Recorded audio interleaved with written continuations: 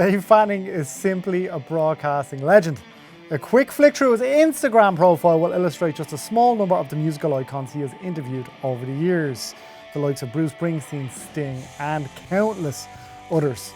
He has hosted multiple radio and television shows in Ireland, the US, and the UK, and still hosts a weekend show on 2FM. I'm Mike Sheridan, and this is The Delve.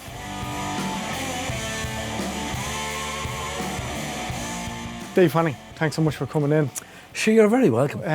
You had some job getting here anyway, trying to get across the city. We won't mention Dublin city centre traffic, although it's bizarre. I don't do it. I've never done it. And like where I work, I live within 100 yards of the place. I grew up within 100 yards of the place all my life. I stayed at home till I was 30. Very proud of it. I wish I'd stayed longer.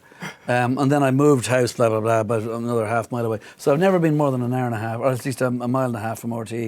And I'll tell you, people who have to do this every day, it is insane. I was going to say, and I said to you outside, you're spoiled rotten. I know. You're only a few minutes up the road to work. And this is like the afternoon or whatever it is. It's ridiculous. Like the toll bridge, you know. And then you got to pay to get through it. Don't get us started. We're just going to start this whole show off with a rant. Yeah, right. I could do that. I was having an old scan through your Instagram earlier on, and it's... Wait, can I just say, I don't have an Instagram. Is that not you? It's my son is my Instagram roadie. Oh, okay. And he comes to me about once a week and says, look, here's stuff on Twitter, you better answer it. Here's stuff Instagram, do you want to do this, want to do that? Yeah, whatever, say this, whatever. I have never actually physically done what one does. If I had to do that now to save my life, I couldn't do it. Really? Because I was messaging you on Twitter. I was messaging you on Twitter to get you to do the show, and then you just texted me. Yes, my son said it to me. Oh, it was your son, was it? And then I said to him, yeah, tell him I'll do it. Oh no, I texted you. Yeah. Because I had your number, and I know how to text. You're not a fan of the social media in general. You're something you just have to have. That's probably the way it is. I'm not. Yeah. No, I wouldn't say I'm not a fan. I just don't care. Really, yeah, something like that. Yeah. That's fair enough. Yeah. But I suppose the pictures your son has put up, and he's put up a lot of the archive stuff as well from years ago before Coldplay were playing. You know, you've interviewed them before. But I've been interviewing people for entertainment.ie, for RTE, and for another publication as well for about 11 years. And I think, oh God, I've been doing this for 11 years. I've accumulated so many people. And then I looked at just a few posts on your Instagram. I was like, I've done nothing. Who did he put up? I should know. I know, because he had loads of people up. Really? When you've interviewed Springsteen and stuff over the years. Yeah. You did an event recently with Kurt Cobain's That's daughter, right, yeah. which is incredible too. Yeah. I stagger to think of the amount of stories you must have from accumulating this since the late 70s. Sometimes you think you've interviewed somebody or whatever and you don't get that long with them and you don't necessarily have a story. But the funny thing is like that if, for instance, you go to LA or New York or wherever it happens to be and you set up cameras like all this kind of thing, the person comes in for maybe 45 minutes and you just have to have it all together and you have to do it in that time. But sometimes with the rock people, you can get 3 and 4 and 5 hours. You go for lunch with them or whatever. With the movie people, it's, you know yourself, it's the, what do you call that thing? The movie junkets. Yeah, the junkets, yeah. And like you're there, and as you're walking out after your 10 minutes or 15 minutes or whatever it is, with the tapes in your hand, it's probably not tapes anymore, I've no idea. Japan has already asked 3 questions, you know? Yeah. It's like, it's just a terrible, like a factory. But I mean, with the rock stuff, yeah, you can have a lot of time with a lot of the people a lot of time, especially if you've been to them 2 or 3 or 4 times. Yeah. Like say I would have done Radiohead in 91, 95, 99, 2003, 2007. So suddenly there's like a real change there of all the Radiohead people, and there's just me. I've changed as well, by the way. Have more hair in those ones. But you know, like that's the way it is. So suddenly it's a different thing, that's all, you know. Yeah, and you've developed relationships with a lot of these bands. I haven't, not as much as people think. Like, I mean, I would have 1 or 2 numbers in my phone, but not necessarily loads. Yeah, but I mean, when you're sitting down with people or you have lunch with somebody or you get to spend a bit of time, and that's the whole thing, isn't it? It's having a conversation with people. I've spoken about this to other guests on the show before. Like, it's what we're trying to do here. Yeah. We're trying to sit down and have as natural. Well, you're not going to get a conversation with anybody if it's one of those junkets. Yeah. And unless your first sort of 70% of your of your interview is about the movie with the stupid poster behind, which takes up most of the screen, they should do it a different way. I can't believe there's still not that nonsense. Where you're sitting over here completely detached, the person is there, and of course the poster is the biggest thing. So you know the movie. They'd be better off if they went down to the canteen and like people giving out dinner. And if you were talking, it's just people, it'd be more interesting. Yeah. And you can put on the screen if you have to, this is about this movie. But it shouldn't have the poster behind. But that's one of the, because I'm in my mid-30s, and one of the first places I remember seeing you was the movie show on RTE. Oh, yeah. That was one of the first places. I remember disagreeing with you. The twilight of my career. I distinctly remember you reviewing, was it Meet Joe Black? Oh, yeah. And talking about Claire Forlani and saying how she lit up the screen, she radiates off the screen. I remember thinking that's an incredibly articulate way, because I was a film critic for years, obviously, as well. Do you know, I always tell you, the funny thing about it is that there's a story about everything, and you don't think there is. And like, I think, oh yeah, that was that. Oh yeah, I'll tell you what happened that day. And funny thing is, Claire Forlani was great, because I didn't interview her for that movie, but Meet Joe Black, whatever. It's a pretty stupid movie, but anyway, it doesn't matter. I thought she was just amazing, right? And I went to Slane. Can't remember who it was. Somebody was playing at Slane. There's been that many gigs. No, I'll tell you, it might have been that Stereophonics one, but there was about 3 different bands of the same ilk kind of thing. It was realised when Slane was getting a bit dodgy that it wasn't really a headliner. But anyway, and somebody came over to me and they said what you just said. So I heard you talking about Claire Forlani. I get the impression like you didn't just think she was pretty good, you kind of fancied her almost. So I said, oh God, yeah. I said, well, look, do you want to meet her? What? She's here. And she was there. Backstage thing. She was filming a movie with Jackie Chan in Dublin. What was that one called? I remember that movie. I can't remember what it was called. They shot somewhere on Moore Street and everything. Yeah, and, and she was filming at the time. And it was one of those things, oh, you shouldn't do it. So you go over, you give it, this is Dave, whatever, oh, great, fantastic, nice to meet you, now feck off. Like, it was like, there was nothing going on. Not that I was trying. I did, just standing there kind of awkwardly when you meet somebody you don't really know each other. Frankly. Anyway, it doesn't matter. But do you remember how many seasons you did the movie show for? Yeah, because that feels like it was a mainstay in the 90s. Yeah, it was from 90 to 2001, 2002. It was about 11 or 12 years. And why did you gravitate towards the film stuff on the Well, I'll tell you, the funny thing about it is that, like, you know, your lates and all these kind of programs do 26 programs a year or something, or all this kind of thing, and there's not much goes on in the summer. We did 44 programs every year of those years. So that's 10 years, I mean, that's about nearly 500 programs of the movie show. And because, like, if I went to London to do an interview, I went anywhere to do an interview. And in those days, the movie companies had money and they bring you anywhere. And you do an interview. I could always use it on radio if I wanted. I could use it in print and I could use it on TV. And therefore, that put me in a bit of a position of give it to Fanning. Not that he's any good necessarily, but give it to him because he can put it in loads of different places. Well, you had a really, really unique style of reviewing movies as well. And I remember thinking that at the time because it was direct to camera. It was literally you in a but I'd written a script and I had of course. But like the way you'd review the movies, it was kind of like Barry Norman was obviously like, you know, film 90 up until film 2018. Was obviously kind of a similar thing, but yours was very direct. And like I said, I was a critic for years, and I was always blown away by your interview, by your style of delivery. The thing is, like, I always thought, like, when the producer guy or whatever was doing it the next day, was editing the program. And he'd sort of say, listen, we haven't seen you yet. We need to put you on. I said, look, the only thing I want to be seen with is the star, to prove that it wasn't just an EPK or one of those electronic press kits. Like, we actually went and met the star. Yeah. And like for the first bits sometimes, why would you look at my ugly mug when you can look at a piece from the movie I'm talking about that costs maybe 100 million for every 2 seconds? Like, you'd much rather see the explosions and the ships falling down and Titanic sinking and all that. Or do you want me going, and then the Titanic sinks? So, like, you know, I didn't want to be seen that much on the programme necessarily, but I do realise now that you need to, like, you know, it was one person. And like, as you say, you didn't agree with. Did you say you didn't agree? I can't remember. I mean, I was. I think that's the way it should be. Yeah, that's exactly. Because I've met people who said you made me go to that movie, and when I went to that movie, I had the completely opposite opinion of you. That's the way it should be. And I actually think that some of those things they do these days with 2 and 3 people is not a good idea. Really, I think one person is better that you can like or hate, dislike or agree with, disagree with. I just think it's better. Because you always had that multiple platform thing with the Irish Times, with the radio, and then with the TV stuff as well. So I gave up the Irish Times after 10 years because it was just scripting to specific things. Like, it was scripting to pictures for the movie show. It was a little bit more of a whatever, because I had to see what bits I could get and then do it around that. And so I did the Times from 82 to 92 or to 91, and then I gave up the Times and did the movie show. From 82 to 91? Yeah. By the way, that was just, for the first 5 years, that was just reviewing gigs. Yeah. And the second 5 years, I had a half page every Friday, which was in itself, that page was just what became the ticket. It's fascinating looking back, because I was born in the 80s, so obviously I wasn't, aware. I wasn't switched on at all. Just a toddler running around the place or whatever. But looking back at footage from that period of time and how all of you guys are seen as kind of almost rock stars in your own right, because everything wasn't filtered through all these different mediums. It was RTE. You're 100% correct. I mean, I'll give you an example. Radio between about 82 and 88, just those 6 years. It was Gerry Ryan who said, I felt I was in Led Zeppelin. It was like the only time I felt this was, and he was on 10 to 12 at night, I was on 8 to 10, and then Cagney was on from 12 to 2. And those 6 hours were kind of supposedly special in that, which you've got to remember, like, there was nothing else. There was no other proper radio station the whole country could listen to, except Radio 1, which wasn't playing anything like we were playing. And I was doing the kind of the newer, kind of supposedly cooler rock stuff. Cagney was doing kind of good album tracks from Mary Black to Steely Dan kind of stuff, and Gerry Ryan was just making a fool of himself. He had no idea what he was doing. I mean, the music meant nothing to him in some ways. 12-inch versions of something simply because it was there, and then doing anything else in between and being really funny with it. So all we had to do was not be crap. That's all you had to do, and we weren't crap. Were we any good? I've no idea. I don't care. We weren't crap, and therefore, on that level, like, I mean, the parents inside watching Primetime, or whatever it was called at the time, 7 Days even maybe, and then you were in there doing your record listening to us. And you were listening to us because you had no choice. There was nothing else to listen to. And it was brilliant. I had a totally captive audience. It was like you were all in prison. I mean, it was brilliant.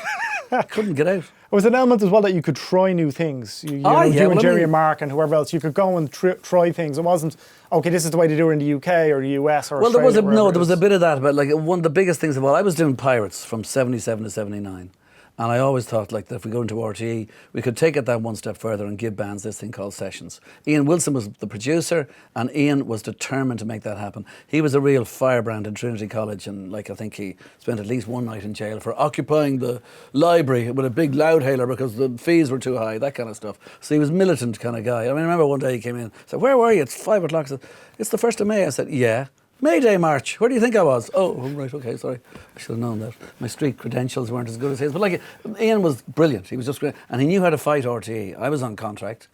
And he's staff, and you can't fight on contract necessarily. So he fought, and there was a studio called Studio 8 and a studio called Studio 1. Studio 1 was a big studio in the radio building where rehearsals all the time, the orchestras and all that. You know?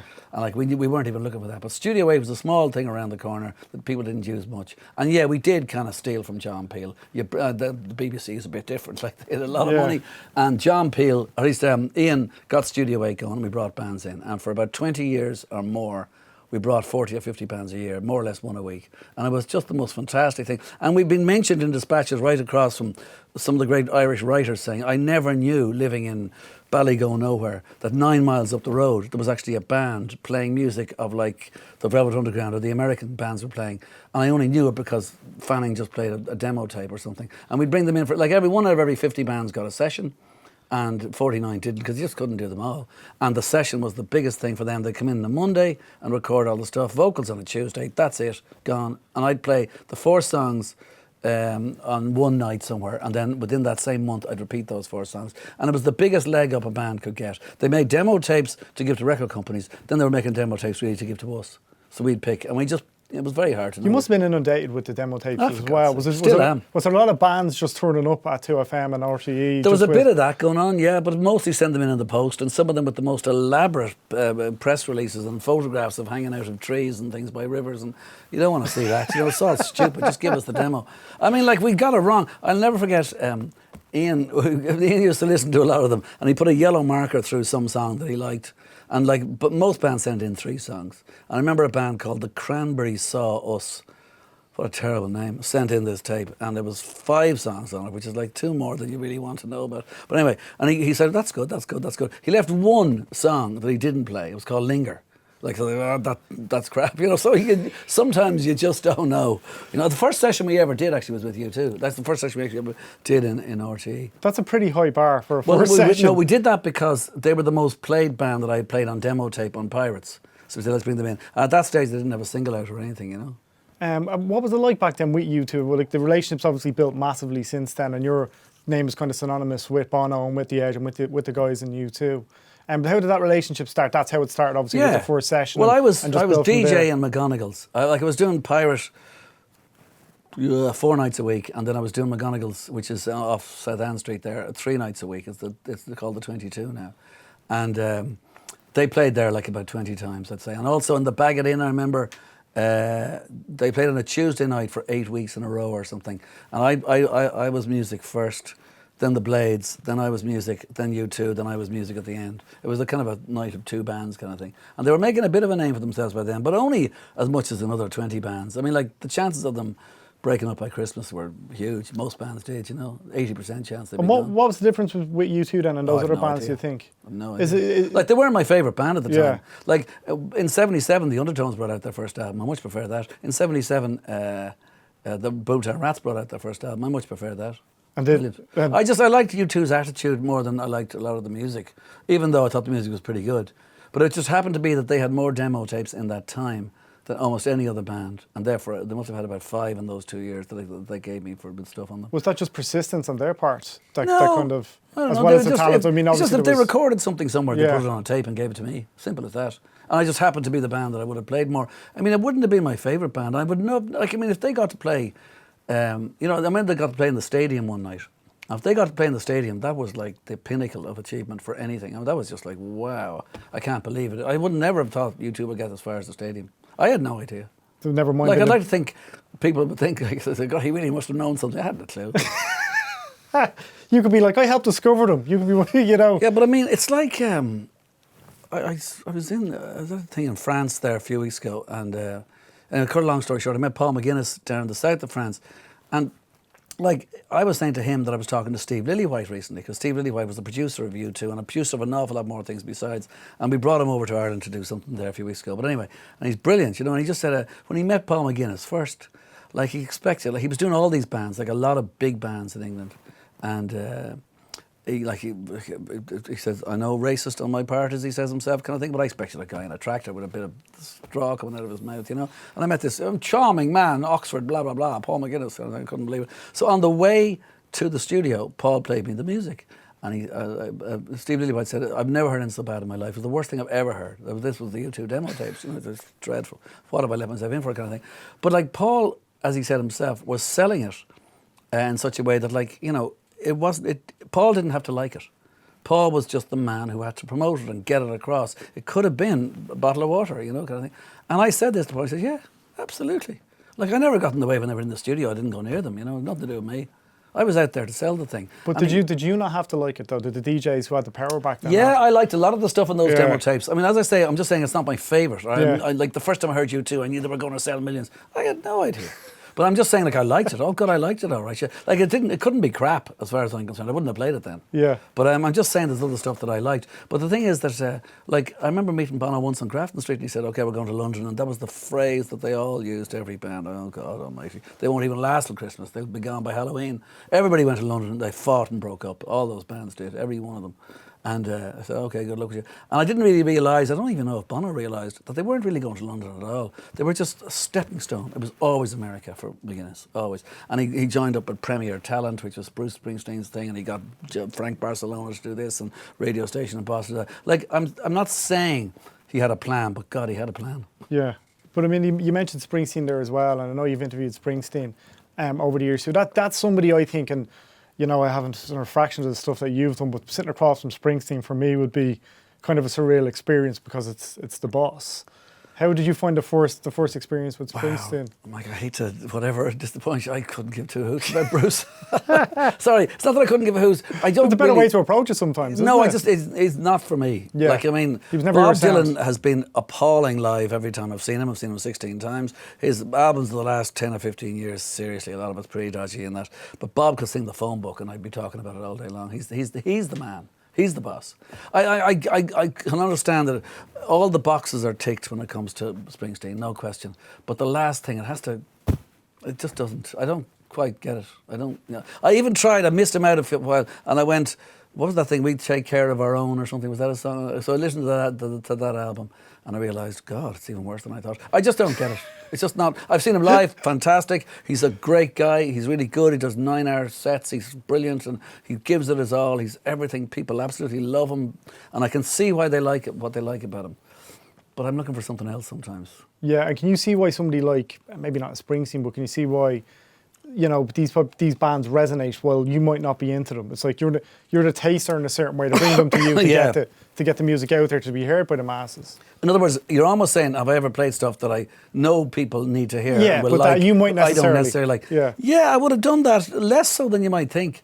I really did follow. Like, the programme was called Dave Fanning. So get lost. It's your name above the door. Yeah, it's not your program, you know. I'm playing what I like. And I got away with that for a long time. And I think that wasn't a bad idea either. Because then I could be passionate about it. I mean, I remember there was a program on TV once, and they had to get a presenter for it, and somebody asked me, could I read this thing out on the radio? It was a music program. Could I read this thing out on the radio because this is what they're looking for? And they gave me 4 pages. I looked at the guy and said, sorry, what is this nonsense? You just have to like the music. There's nothing else that you need, that people will believe that you're into it. That's all. And like, okay, after that you might want somebody who's ugly or pretty or not ugly or pretty, I don't know, because it's camera. But like, what's all this? You have to be this, you have to be that, you have to be the other. It nearly said you had to have a kind of a degree in rock from Ballymun. No, you don't. You just have to be into it. And I was absolutely 100% lost in the music. And also when I came into radio, there was one thing I had that knew I had. I knew everything about what was going on in music from like the mid-60s, before that even, because I'm the youngest of 7. And right up to when I started in Pirate. The one thing I knew about Pirate, well, I didn't know about broadcasting really, but I knew everything about what was happening in the That's music something that you see a lot, I think. I don't know if it's an Irish family thing, but taste has kind of passed down. Oh, when you've sure. older Listen, siblings. we had like Woody Guthrie box sets when I was 8. And like the Dylan albums that came first, Joni Mitchell, Neil Young, all these things. Like long before I was ready to do anything, you know. And it was part of who I was. I'll give you an example, like even Van Morrison, with Astro Weeks and all those things, they didn't really do an awful lot for me necessarily because my brother listened to them all the time. But when I got Van a couple of years later, I realised how brilliant it was, but I realised I knew every song because it was being played in the house all the time. Is that something that happens a lot, or sometimes even retrospectively liking a band or liking a song? Yeah, I mean, like every single thing that ever has happened to me, and I feel I've been lucky. I mean, a lot of people think they wouldn't like my job. Believe me, some people think my job is fantastic or has been fantastic. You have no concept of how fantastic it is. Every minute of the day. Like, I mean, I got Christmas cards from Rory Gallagher all throughout the 80s. And I'd been to 1,000 concerts in the 70s. I mean, like, how good is that? And people say, don't meet your heroes too. They're fantastic. I'd met them all, and it's just been absolutely great. I got paid for it. I mean, it's just ridiculous. Now I've forgotten what I was saying. I was trying to make a point about it. I don't know. Whatever. It's brilliant. It's funny to chat to some of the broadcasters in 2FM or some of the guys that have been on the radio or that are on the radio now, and you were the name that they mentioned.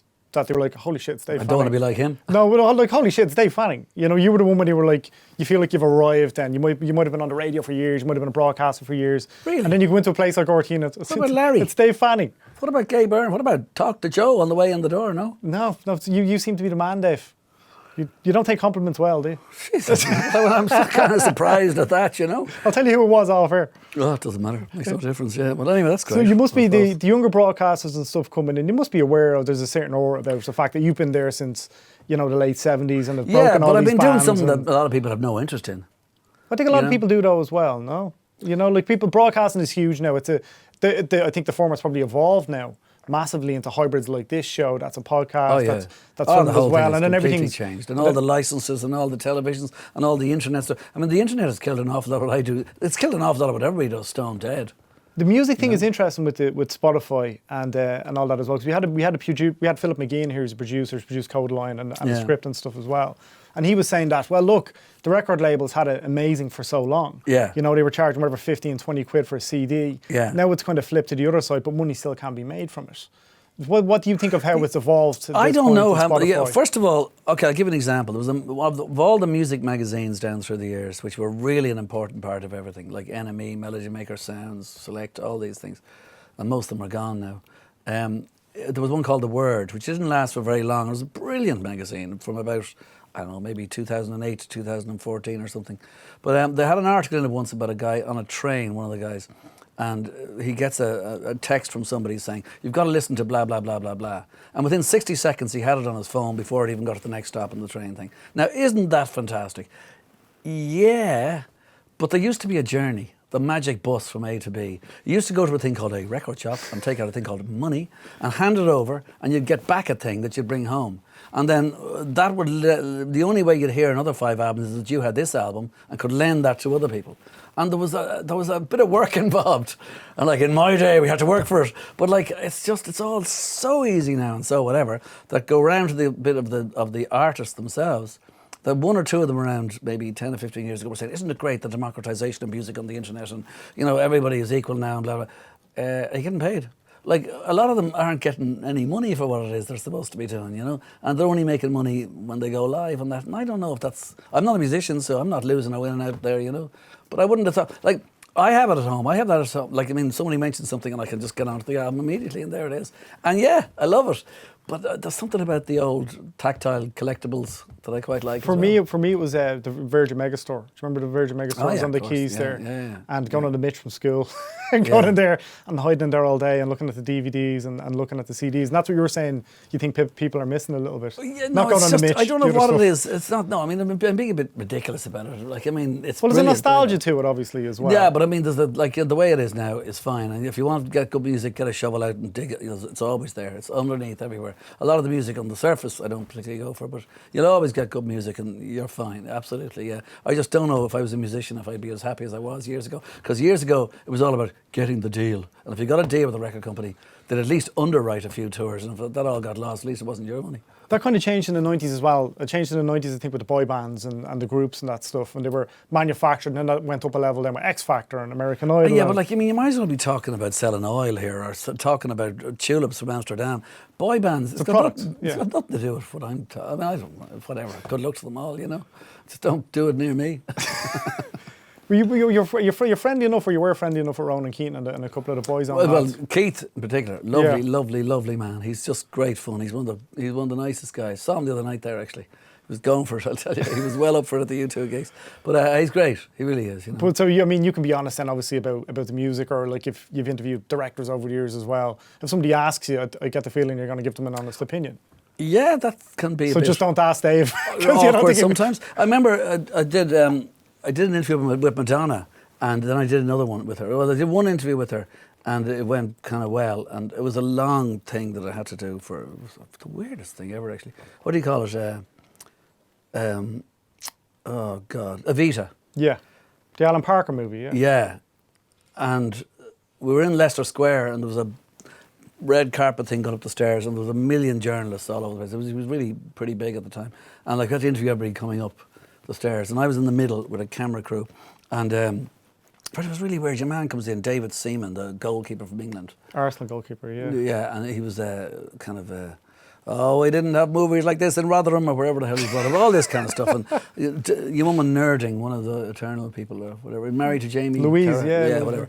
And I feel like a lot of these people coming in, and two really weird things happen. I don't know why I'm telling you this, but there you go. You said there'd be an anecdote about everything. One of them was the weirdest of all. Tim Rice comes up, and they're put in front of you to talk, so I said blah blah blah blah blah. And Andrew Lloyd Webber was down below, and he came over and put his arm around Tim Rice. And suddenly I was on Sky News that night, because that was the first time they'd met in 6 years. They'd had a big fight, and I didn't know this. And I was just talking about it. Anyway, the point I'm trying to make about Madonna, cut a long story short again, is she was coming up the stairs, and Madonna everybody had to stop for me more than anybody else for one really weird reason. This was a Dickie Bow situation in London. Black tie, yeah. Yeah. But they were having a Dickie Bow situation in Dublin as well. Every seat taken, 520 seats in the Savoy. And for the first hour, it was what we were doing on camera on the thing, and then the movie starts. So they were watching me. So they were broadcasting it live. Yeah, it was really weird. Yeah, it was really weird. So that's why they had to stop with me. So I might say, like, when Madonna came up, I said, listen, say hello to Dublin, and she went hello, all this kind of stuff. But like, oh God, I don't know, the first question I asked her was, what did Alan Parker say when you found out you were preggers halfway through? When I was what? I had to say it twice. I had to say it a third fucking time. It's pregnant, it's okay, whatever. And it was like one of those awkward situations. But we got on great. And later on that night, it was really cool. It was down the bar, down at the bottom of the stairs. And she actually came down the stairs and came over to me, because she was talking to me about some movie or something, and we were going like, but anyway, point is, I then had to meet her for a movie with about the one with Rupert Everett, The Next Best Thing. Or yeah, I can't remember. Anyway, point is, I was the first interview of the day, and the first thing she said, did you like the movie?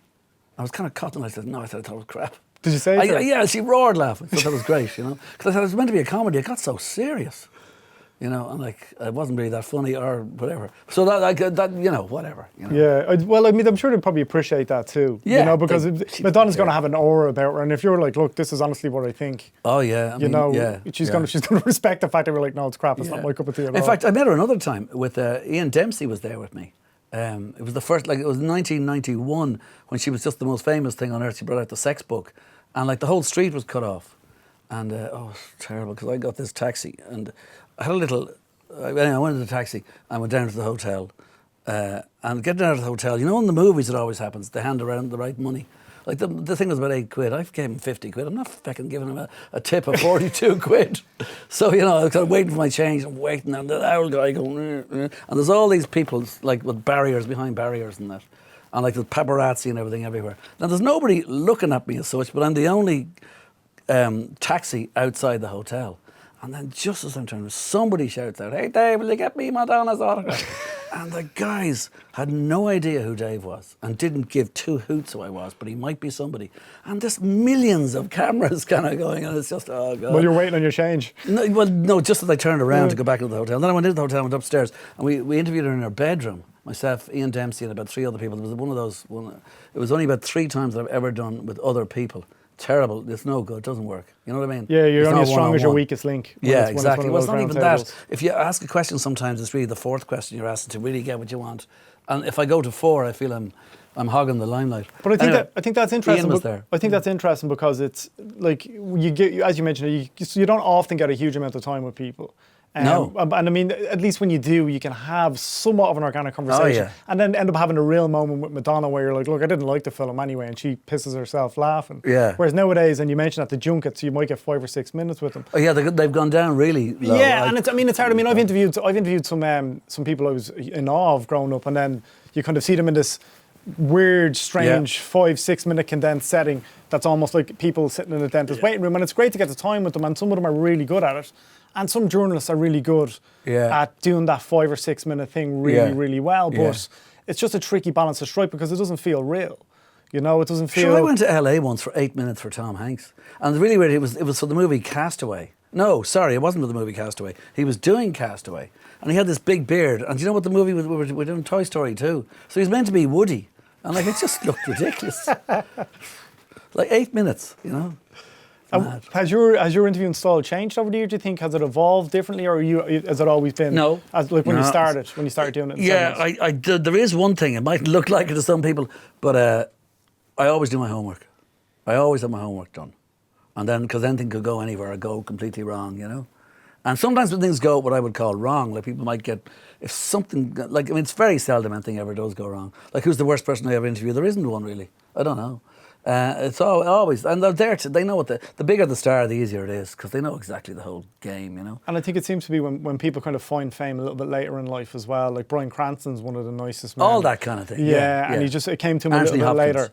Anthony Hopkins. I haven't had the pleasure of interviewing Actually, him. Anthony Hopkins was great because he actually did say at the end. It was in that place in London that I always go for the interviews, and he did say at the end, "Fancy a bite," because I was the last one. So I had lunch with Anthony Hopkins, and we talked about rugby. We talked about Nye Bevan, which I knew a slight bit about, anything to do with Wales, you know.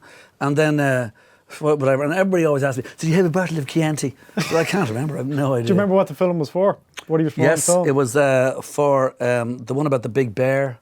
The Edge, it's called, believe it or not. There was a book written about the production of that. I don't know if you ever read it. Oh, but the man nearly died of hypothermia or something. Yeah, it wasn't supposed to be. Was it a Baldwin? Alec Baldwin was in it. Yeah, and was the famous supermodel was in the movie. It was Elle Macpherson. There was a whole thing, I remember the whole thing about the production of that film being that Alec Baldwin was supposed to be this young hot photographer who was going to steal Anthony Hopkins' wife, who was Elle Macpherson. That's the movie. And he turned up on the day when they were about to start filming with a big beard. So there was a massive row with the producer and all that stuff. Really? Yeah. And so Alec Baldwin was saying it was part of his process. It was a big deal. It's part of his process. He's like, this is how he envisions the character. And he talked to somebody else who knew him. And he's like, I think he just thinks his face is fat, and that's why he grown the beard. I bet you don't know the name of the bear, do you? I don't know the name of the bear. Bart. Bart the Bart the bear. bear. Yeah. that brings back. He starred in another movie actually. He wasn't just in that one. But do you hear a song, or do you see a movie that might pop up on TV sometime, and does it take you back to around that time like it does? Yeah. Like with the kind of, because I find it hard. I find that disconnect sometimes when you've kind of met the people. If they never made more music or never made more movies, it wouldn't really worry me too much. There's so much music, either A, to hear for the first time from 20 years ago, or B, to go back on. There's so many movies to watch for the first time or to go back on. And it wouldn't actually worry me too much. And so what about now with maybe with new bands now? You know, and obviously you're still on 2FM at the moment. Yeah, well, I still get sent an awful lot of demo-y things, or certainly like by email. And I don't necessarily go over to them, because I'm doing talk more on the radio. I'm doing less music as such. But I mean, I listen to new music now all the time, but it's not always Irish bands. You know, it's not always demo tapes or anything. And would you still have the same power now that you would have had? God, no. So you Nobody don't decide does. what goes on There's now. no such thing as any DJ having what, say, John Peel invented or had, you know. Those days are kind of... I mean, I do think people sometimes want somebody to bounce off. Like, you know, one person doing a movie show, I think, would still be a good idea. But I don't know about the music stuff on terms of... Like, I don't listen to it for other people to listen to. I listen to it for me. And what about the broadcasting side of things? You know, who is there people out there that you know, either, I know you mentioned John Peel there as well, but is there people that you kind of looked up to, or people that peers you would have respect for on broadcast? Because Yeah, Byrne. Gay Byrne. Yeah, I know that a lot of people wouldn't, you know, obviously everybody who's big is given out to by a lot of people. But yeah, I've always thought he was very good at what he did. I mean, in the late lates, he never used auto-cue, and that really showed, I think. Not that that's a great thing necessarily, but it was really like the way he shuffled it. Now I want to talk, blah, blah, blah, and he wasn't, you know. For people that I think know television though, that's a kind of a mad thing. That it's a 2-hour show and he didn't use auto-cue. Yeah, that says a lot about how sharp he is. Yeah, exactly. And I think also when he did his radio show, he'd be in very early and he'd be doing a lot of the stuff. He'd have it all together and that. But I just thought he suited the times very well, which is almost implying that, well, then he wouldn't suit the times now. I think he would suit the times now, actually. He'd be fine. He would have just evolved. Yeah, exactly. Or we would have evolved with him, or whatever the phrase is. You know, obviously Gerry was pretty special. Yeah. Because he was so different, you know. I know you and Gerry were closer as well. It's hard to believe he's 8 years. He's 8 years gone in April. Yeah. That's, you know, you must have so many fond memories of yeah. going back there, of Renards and all that crack in the 80s and the 90s. Was that one of your spots? That was fun. Yeah, but I mean, like, as you say, like, you know, there was an element of superstar DJ about it, especially when you went around the country and did stuff, you know. Like, you were known, and like Larks in the Parks and Beats in the Streets, you know. And Gerry in particular was out there, you know, and like people loved him, and it was great. And it was, I mean, I was hanging on a bit in some ways, but it was fine by me, you know. But yeah, we had great, like I lived in his house when I was changing my house back in the mid-90s for about 6 weeks. For 6 weeks? I went on holidays with him to Greece and all that, a whole lot of us, you know. When he was out in Clontarf, was it? Yeah. The house out there in Clontarf. Yeah. It's amazing how much people miss Gerry Ryan's voice on the radio, and people say, taxi drivers still say it now. No, but it's not even that. There's this thing that when something new happens or something big happens, people say, oh, it's a game changer, things will never be the same again. That's not true. Things change all the time and get really up to there. But you know something? They go right back as well. Like, if Gerry was on now with the way things are, he'd probably be taken off after 2 days. He got away with murder on the radio, like some of the things he says. Anybody who'd say that now wouldn't, unless Gerry was still there doing it, it just wouldn't be allowed. Like, I mean, there's so many things you'd think have moved on and we've gone more sort of, you know, outre, blasé, all that. Not necessarily. Is that because there was no social media then? And well, you're not gonna, everything's not going to be maybe amplified? that has a lot to do with it. Yeah, I don't know. Yeah, maybe so. Gerry could get away with more without people giving a head about it. But I mean, he was very funny, you know. He was the funniest man I've ever met in my entire life. Never told a joke once, though. Never once. He could talk about that cup of coffee there and he'd have you on the floor. I think it's almost a comfort thing, you know, with people where they would have been used to listen to Gerry, and I'm sure there's different people for different people now, obviously, but they've been used to listening to Gerry on the radio in that slot because it was talk, it was real talk radio, and he had that relatability, I think, with callers, or he just appeared to. It was surreal, though, a lot of it. It really was, you know. And when he was serious, he was good being serious. And to be blunt, he was well able to fake empathy, which is not a bad thing to be able to do. Frankly. Well, you want to make somebody comfortable if you're talking to them. That's, you know, that's. I mean, I remember one time at night he was on the radio and there was a guy on who won a competition or something, and a lot of people are kind of whatever, and he's like something along the lines of, and are you glad? Yeah. And like, are you working? No. And blah, blah, yeah. The guy was saying nothing, and then at the end Gerry said, "All right, well, listen, thanks, Tom. Good luck with the lobotomy." Oh, thanks, Gerry. It's like as though Gerry knew we were going to get a funny answer from him. But that's brilliant. He just knew how to handle that exactly, yeah. Because that's experience. It happened years ago with Dave Letterman and Joaquin Phoenix. Do you remember that episode of that was the one, show? but hold on, he was doing something then, wasn't he? In this mode he was in rapper going around America or something, or he was doing this social experiment with Casey Affleck and that documentary that they were making, and which I never saw. It wasn't great now, but Letterman didn't know, obviously, so he just came out and he was just acting like an asshole. Yeah. And wasn't it Letterman that said, sorry, you couldn't be with us tonight? Yeah. But that kind of sharpness, you just can't teach that. Yeah, that sums it all up. Yeah. But it's like David Niven, when the streaker came across the stage and he was giving out the, I don't know, I can't remember the exact line, so I'm not going to try it now. But you can check it out. When he was giving out the Oscar and a streaker went across him, and David Niven got a great line out or something, whatever. But that's something that you can't teach, that kind of... Gerry had all that. Yeah, Gerry had all of that. Be able to at least appear to relate and entertain and amuse as well. Absolutely. Yeah, he really was brilliant, you know. Very good. Okay, so do you still now have that love for the broadcast? I've done your show a few times. I haven't done your show in a while. Do you still have that love for the broadcast? Oh, because yeah. You've got such a unique style. And doing your show. That's a roundabout way of saying it's crap. No, it's really fun. It's really fun because most times you do, like, I don't do a huge amount of the contributor stuff anymore, but most times when you do, it's, okay, this is what I'm going to say, and then the slot's going to end here.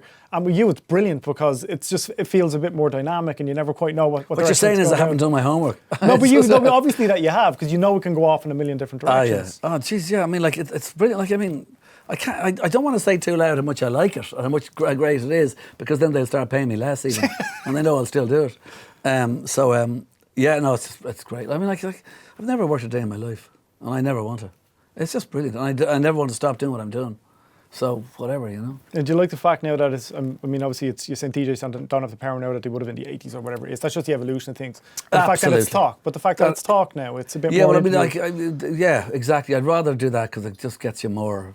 It's just more fun. Like I've done I'm still the music thing all day long, but on the radio, I'd rather do that now. That's simple as that. Like I did 30 years of it on the radio at night or whatever, you know, it's enough. Why aren't you, we kind of mentioned off air there as well, why aren't you, well, I said to you, I was like, I think you should be doing a podcast because your style of broadcast is perfect for it, and this is this whole new medium. Listen, now. I've been talking about that for years. I mean, I'm always a bit lazy about getting those kind of things together, you know. But yeah, I will be. Do you listened to any podcasts? Is there any, has your son introduced you to any of them? Maybe? No, funny enough, he's the blind boy person, big time, 100%. To be honest, this is really weird. Like, this thing came on my phone by accident. I don't know where it is. It's a download. Maybe he put it on. I don't know. And I do listen to this thing quite a bit, which is a bit sad, really. It's called Philosophize This. It's brilliant. It's like, you know, anything from Sartre to Kierkegaard and all the rest of it. You know, I used to do these guys in college. They did philosophy in UCD. I didn't really know anything about it then. But I can listen to these things as I'm going along somewhere. And your man is brilliant, the guy who does it, this American guy. He talks even faster than me. But he really talks and gets the emphasis right on all the words. He just explains philosophical things that have been in... Like, I know people say a philosopher will tell you something in 4 hours what you could have told me in 4 seconds. And it's true, that's really what it is. But it's just getting into...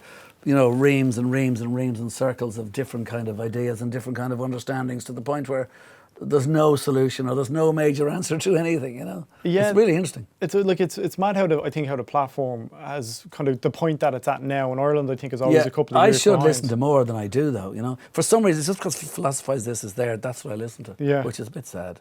That's like hilarious. There's about 200 of them. I'm on number 86 now or something. We actually had Blind Boy in last week doing one of the other guys' shows.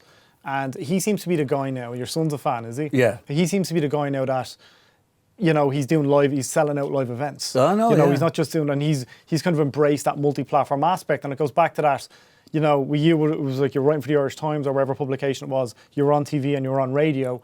And it's like, oh, we'll get Dave Fanning because then it's going to go everywhere. And that it just seems like it's evolved in a similar way.